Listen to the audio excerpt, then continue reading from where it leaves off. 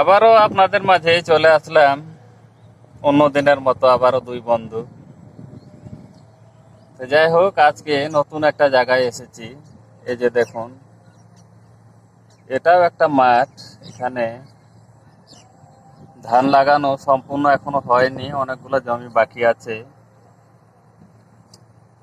তো আমার বন্ধুকে বললাম, চ একটু মাঠের দিক ঘুরে আসি। ঠান্ডা আবহাওয়া, তার সাথে দেখে আসাও হবে যে মাঠের কি অবস্থা। যাই হোক, বন্ধুকে নিয়ে চলে আসলাম। এখন একটা মাঠের মধ্যে একটা সুন্দর করে বসার জায়গা করা আছে। যাই হোক, ওটার ওপরে বসে আছি। আর এই যে আপনাদের দেখানোর চেষ্টা করতেছি, এগুলা হলো ফাঁকা মাঠ। তো সবাই জানাবেন যে কোন কোন এলাকাতে এখনো ধান লাগানো বাকি আছে। যাই হোক, এই জায়গাতে আমাদের এখানে এখনো ধান লাগাতে বেশ কিছু বাকি আছে, কারণ জমিতে বেশি পানি থাকার কারণে জমি এতদিন লাগানো হয়নি।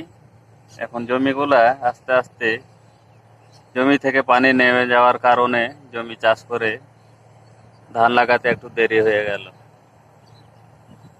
যে দেখুন, তবে কিছু জমি লাগানো আছে,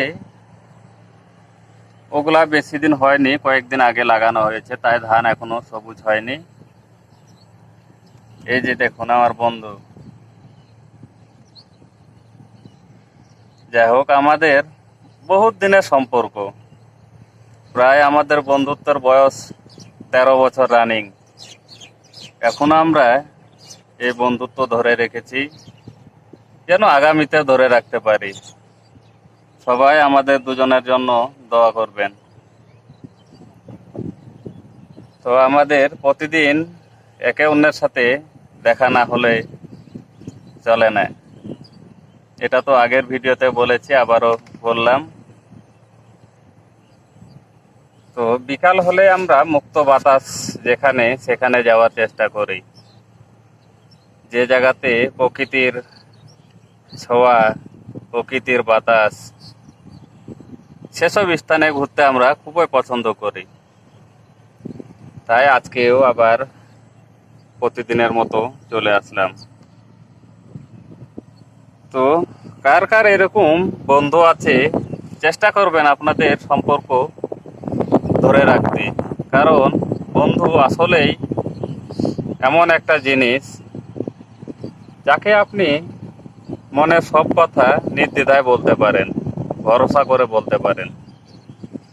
আবার অনেকে হয়তো ভাববেন যে কিছু কিছু বন্ধু আছে যারা বন্ধুত্বের আড়ালে বন্ধুর ক্ষতি করার চেষ্টা করে, কিন্তু আমাদের ভিতরে এতদিনের সম্পর্কের মধ্যে এমনটা কোনো কিছুই দেখিনি। তাই বন্ধুত্ব আজও ধরে রেখেছি। তো সবাই ভালো থাকবেন। ভিডিওটা কেমন লাগলো সবাই জানাবেন। ভালো লাগলে অবশ্যই লাইক কমেন্ট শেয়ার করে দিবেন। ধন্যবাদ সবাইকে।